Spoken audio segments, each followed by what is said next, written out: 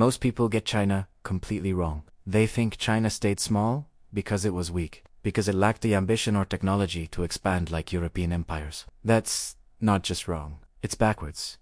China didn't chase overseas colonies because they figured out something every other empire missed. You can't hold what you can't digest. While Rome conquered from Britain to Mesopotamia, while Spain drained the Americas, while Britain planted flags on every continent, China was doing something radically different. They were conquering inward, colonizing themselves, mastering their own territory so completely that even when dynasties collapsed, the empire always rebuilt itself. Rome, gone.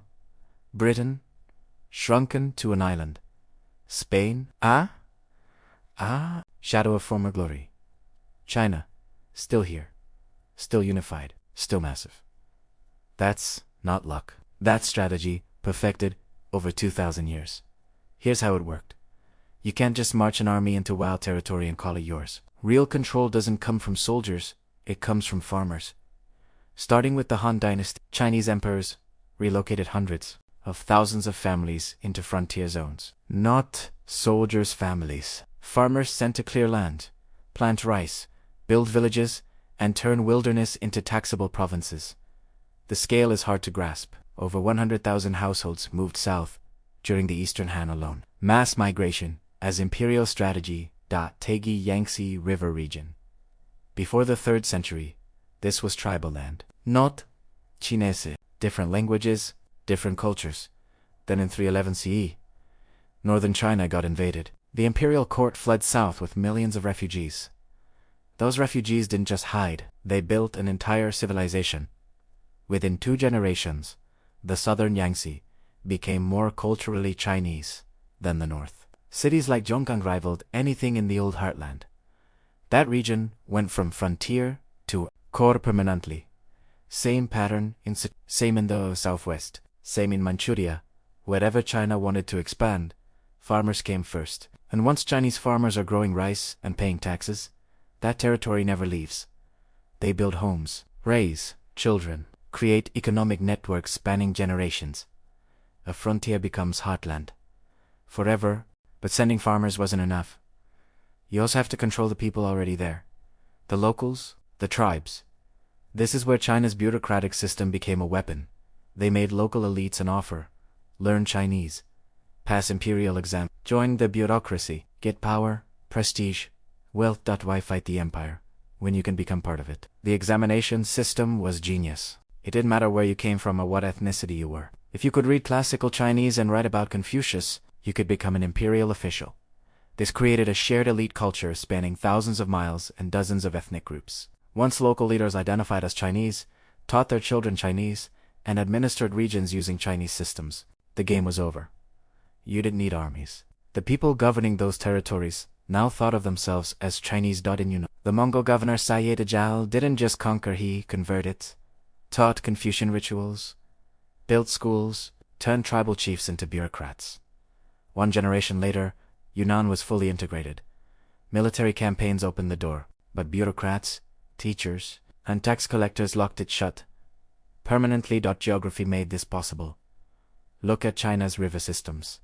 The Yellow River, the Yangtze. Massive waterways moving people, goods, and armies efficiently. Fertile plains, natural barriers protecting borders. Compare that to Rome trying to hold territory from Spain to Syria, or Britain managing colonies scattered across every ocean. The logistics alone will destroy you. China had it figured out. The Grand Canal connected north and south. When emperors expanded into the Yangtze Basin, they were integrating economically valuable regions connected by rivers. Taxes flowed in, armies deployed when needed. The system ran without bankrupting the state. Overseas colonies. Massive navies required. Supply lines across oceans. Soldiers you can't reinforce. Governing people with zero connection to your homeland.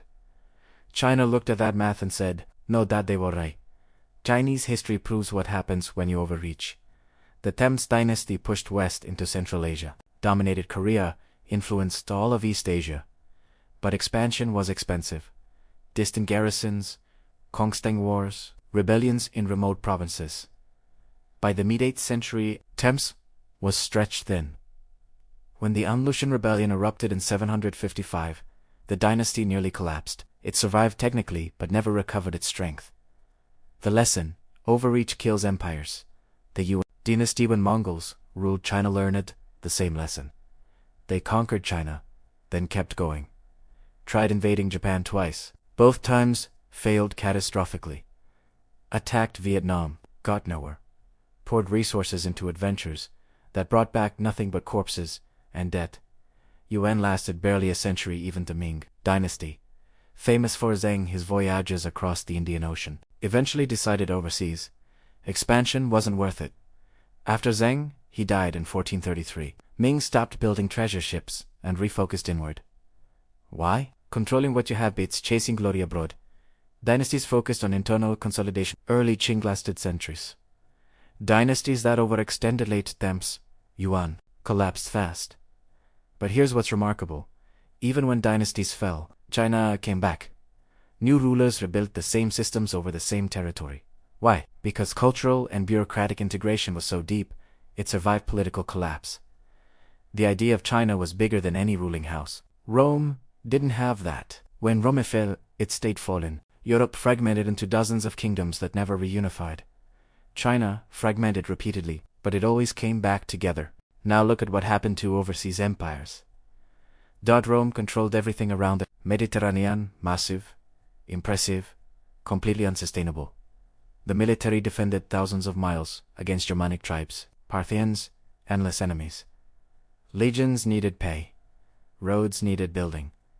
Forts needed supply, all funded by taxes from increasingly resentful provinces. By the 3rd century, Rome was in permanent crises. Civil wars, inflation, invasions. The empire couldn't defend itself and couldn't reform because reform meant admitting the system was broken. Western Rome collapsed in 476 CE, never came back. Britain tried the same thing 15 centuries later. At its peak, Britain controlled a quarter of Earth's land and population. India, Canada, Australia, Africa. The Caribbean. The empire where the sun never set. Also the empire that bankrupted itself, trying to hold everything together. 2 world wars drained Britain's treasury. Independence movements erupted everywhere. By the 1960s, it was over. Today, Britain is an island with good PR and historical baggage. Spain collapsed even faster. Spanish galleons brought mountains of gold from the Americas. Spain spent it all on European wars. The treasure fleet made Spain rich temporarily, but also made Spain lazy. Why build industry when you can import wealth? By the 1600s, Spain was declining. By the 1800s, almost everything was gone. The pattern? Overextension, distance, impossible logistics, cultural disconnection. When you're controlling people across the planet who don't speak your language and don't want you there, you're losing. China recognized this early. Build empire at home, not abroad.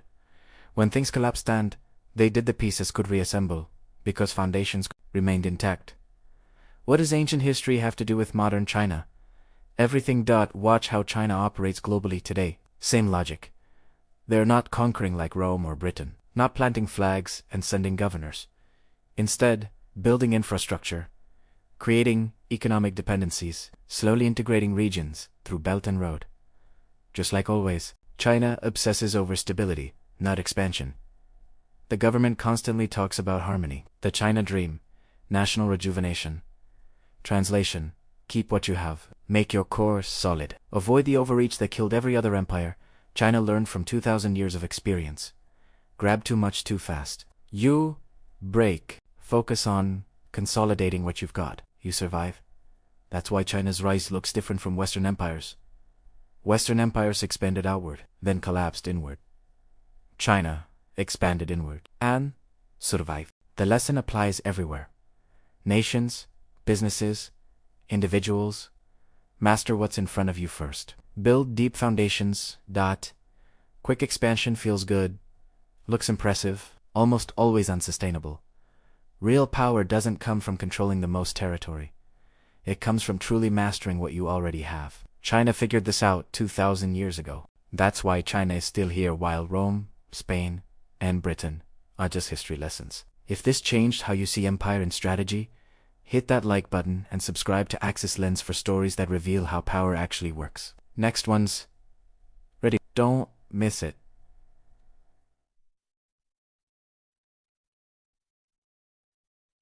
Don't miss it.